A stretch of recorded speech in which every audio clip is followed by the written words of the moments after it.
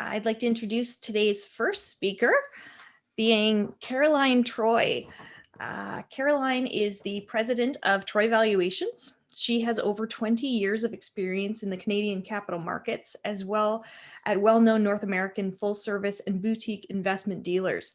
She has substantial expertise in the valuation industry through her involvement in numerous mergers and acquisitions, valuation and fairness opinion assignments, and financings. During her career, Caroline has completed valuations and fairness opinions for public and private companies, ranging in value from under 1 million to over 1 billion. She has provided corporate business advisory services to both public and private companies for mergers, acquisitions, divestitures, expansion plans, financings, and debt restructurings and reorganizations. Caroline has prepared business valuation reports for divorce, litigation, and tax planning, and she has been qualified as an expert witness in the Court of Queen's Bench of Alberta. Caroline serves as a member of Dean's Advisory Council for the Lazaridis School of Business and Economics at Wilfrid Laurier University in Waterloo, Ontario.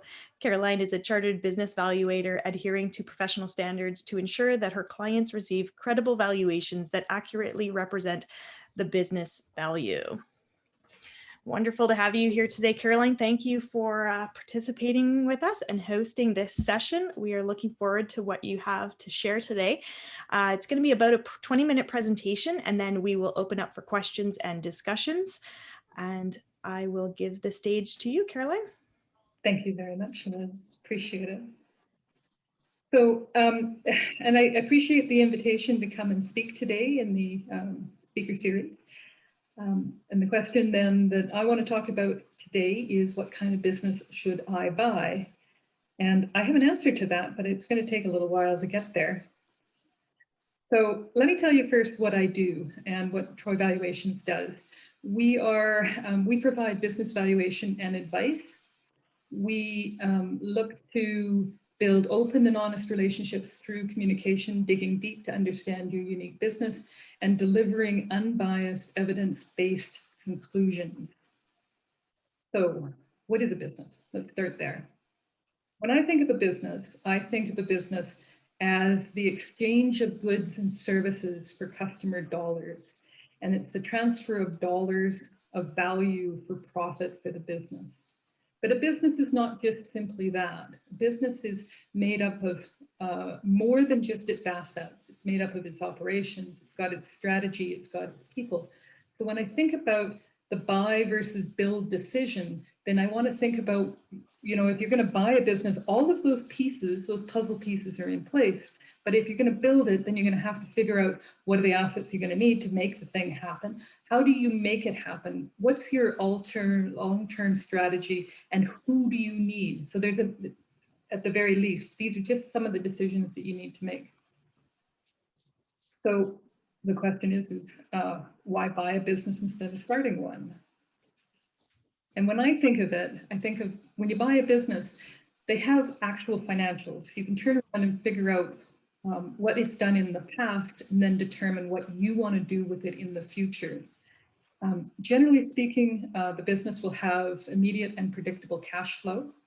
There will be a trained and skilled workforce. So that's the people portion. There's suppliers and credit lines in place. The customers are in place. There's referrals in place. You've got all the necessary permits and licenses. All that work has been done for you. And ultimately, an existing business is easier to finance than a brand new one. But what do you really want? You want a healthy cash cow. You need to determine your risk and identify the assets that you're purchasing. So let's talk about assets. When I think about a business, I think about its value component. So my concept of assets in a business is going to be different than maybe the banks and perhaps the sellers, and even your idea about what those assets are. So the first assets I want to talk about, I'm going to put these in various buckets. And the first bucket I'm going to put them in is tangible assets. These are the things that you can see and touch. These are the things that make your business work. So for example, let's say you're going to buy a courier company. So those would be perhaps the vehicles that the courier is going to need. Okay. The second one is the identifiable intangible assets. And these are things that you can see, where they know they exist and you can attribute value to them, but you can't touch them. So for that courier company, an intangible asset might be its dispatch system. How is it that the orders come in and the vehicles and drivers are instructed to move around to get packages? And the third bucket that I think of is what I call goodwill. And so goodwill is the value of the business for its unidentifiable intangible assets. So these are the things that make the business go. And for most businesses, this is the customer list. And then there's this thing at the top that's called the post-acquisition net economic value added. What it means is the beauty in the eye of the beholder. We'll get back to that. So if we're going to talk about assets, we need to talk about its risk and we talk about its value. So when I think about the value and the risk in a business, I think that anything greater than the value of the tangible assets is really the absolute risk of the business. And why do I say that? Because in the short term, if you had to sell the business, not as a fire sale, but within 3 to 6 months, then what you're going to get is the liquidation value of those tangible assets. So your courier company, you're going to sell the trucks and the vehicles that you're going to need. You can't sell the dispatch system. But if you think about the value of the business in longer terms, then I call it its going concern risk. And this is what you're going to end up buying. If you buy a business, you buy the value of it as a going concern. And essentially you get the value of the tangibles and the intangibles, all of them. And then there's this thing at the top called post-acquisition net economic value, the beauty that's in the eye of the beholder.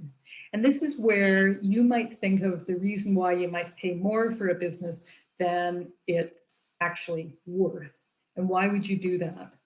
Well, you might do that if you wanted to extend your geographic reach or extend your customer reach.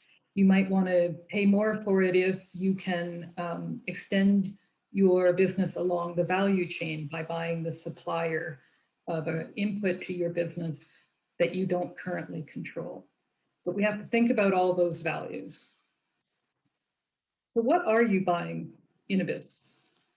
So you're going to buy those tangible assets, the land, the equipment, the inventory, the vehicles, the machinery, the furniture. You have to think about how those assets are all going to come together and whether or not that's sufficient when you buy it. And then there's the intangibles. So what are they? Patents, trademarks, licenses, the brand, the website, its phone number, the goodwill.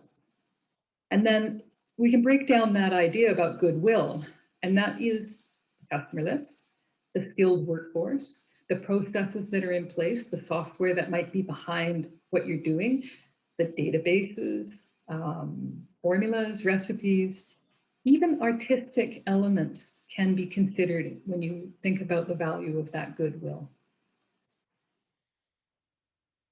So one of the things that I want to caution new business buyers is whether or not you're buying commercial transferable value or if you're buying value to owner. So this cartoon is, I think it's an excellent illustration of customer service. The barber asked his client, do you want it parted in the middle? And you know that there has to be a good relationship between the barber and his client to be able to ask that kind of question. The question I have for a new business buyer is are you the buyer? Are you the barber or are you the shop owner? Are you buying the relationship between the barber and the client, or are you buying the shop, which is a different value? I would argue that buying the hair salon or buying the barber shop, the value accrues to the owner by the virtue of their control of the asset. But if you're buying the barber relationship, then the value accrues to the barber by the virtue of his or her personal attributes. That's that customer relation. And that customer service. And if you're buying that, you may not be able to transfer that value that the barber has to you. There's some ways around it, and when the speaker series gets around to a lawyer, they can show you ways to protect that relationship and ensure it transfers. But this is one of the biggest risks in buying a business, is buying that valued owner piece.